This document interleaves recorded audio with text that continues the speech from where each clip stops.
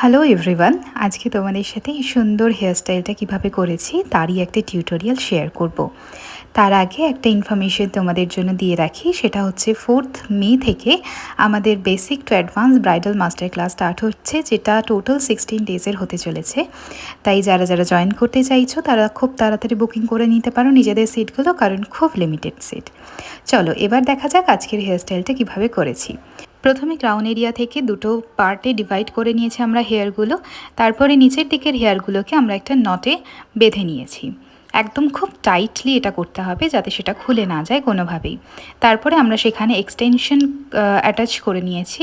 তারপরের যে হেয়ারটা আমাদের পাফ এরিয়ার জন্য রাখা হয়েছিল, সেই হেয়ারটাকে ব্যাককম করে ধীরে ধীরে আমরা একটা পাফ ক্রিয়েট করব। পাফ ক্রিয়েট করার জন্য ব্যাককম কিভাবে করতে হয়, কত ডিগ্রিতে করতে হয়, সেটা জানাটাও কিন্তু খুব দরকারি। ইনফ্যাক্ট কত ডিগ্রিতে করলে তোমার পাফের হাইট কতটা হবে সেটাও কিন্তু জানাটা খুব দরকারি, কারণ যতটা তুমি হাইট করবে সেইভাবেই তোমাকে পাফটা ক্রিয়েট করতে হবে।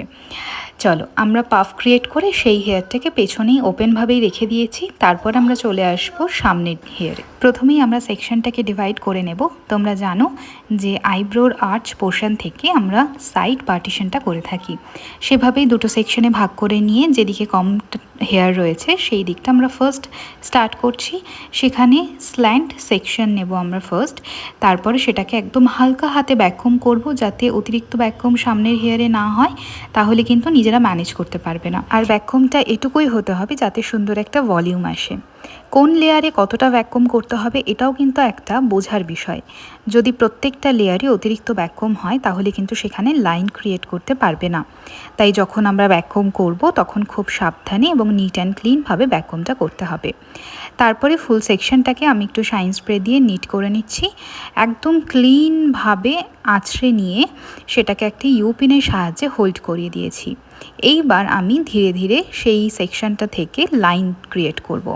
যখন তোমরা লাইন তুলবে তখন খুব ভালোভাবে নিট অ্যান্ড ক্লিন করেই লাইনটা তুলতে হবে। যদি একটু এদিক ওদিক হয় বা অনেক চুল একসাথে উঠে যায় তাহলে কিন্তু সেক্ষেত্রে তোমরা neat and clean line create করতে পারবে না, সেক্ষেত্রে নিজেদেরই সমস্যা হবে। আমরা এই পাশের যে হেয়ারটা তোমরা দেখতে পাচ্ছ সেদিকের লাইনটা ক্রিয়েট করে নিয়েছি এবং হোল্ডিং স্প্রে দিয়ে আমরা সেটাকে খুব ভালোভাবে ফিক্স করে ফেলেছি। এবার চলে যাব নেক্সট স্টেপে, যেটা আমাদের উল্টো দিকের হেয়ার ছিল। সেখান থেকে বক্স সেকশন নিয়ে আমরা এস ভ্যারিয়েশন করার জন্য একটা লেয়ার ছেড়ে দিয়েছি। এইবার বাদবাকি যে পোর্শনের হেয়ারটা রয়েছে সেই পোর্শনের হেয়ারটাকে আমরা সেমভাবে ব্যাককম করব। ফার্স্ট স্ল্যান্ট সেকশন নেব, তারপরে সেটাকে ধীরে ধীরে ব্যাককম করে একটু ভলিউম দেব যাতে সেখানে লাইন ক্রিয়েট করলে সেটা দেখতে ভালো লাগে বা দুদিকের ভলিউমটা যাতে সেম থাকে, সেইভাবে আমরা এখানে ব্যাককম করব। ব্যাককম করবে এবং হোল্ডিং স্প্রে ইউজ করবে যাতে সেই ব্যাককমটা একটু স্টে করে। যেহেতু আমরা খুব বেশি ব্যাককম সামনে করি না, তো সেই হিসেবে লেয়ার ওয়াইজ আমরা সুন্দরভাবে ব্যাককমটা করব, তার সাথে সাথে নিট অ্যান্ড ক্লিন করব। তা না হলে কিন্তু একদম শেষে গিয়ে নিট অ্যান্ড ক্লিন করতে গেলে সেটা কিন্তু হবে না, বা সেখানে তোমাদের ব্যাককমটা দেখা যেতে পারে। এই প্রবলেমগুলো আসে, তো সেগুলো মাথায় রেখেই আমাদেরকে ব্যাককম করতে হবে। দেখো খুব সুন্দর একটা ভলিউম চলে এসেছে। এরপর এখানে আমরা ধীরে ধীরে একটা একটা সেকশন নিয়ে দেখো খুব নিট অ্যান্ড ক্লিন করে লাইন ক্রিয়েট করতে হবে। আজকাল কিন্তু এই ধরনের হেয়ারস্টাইল রিসেপশন হেয়ারস্টাইল হিসেবে ভীষণ চর্চিত।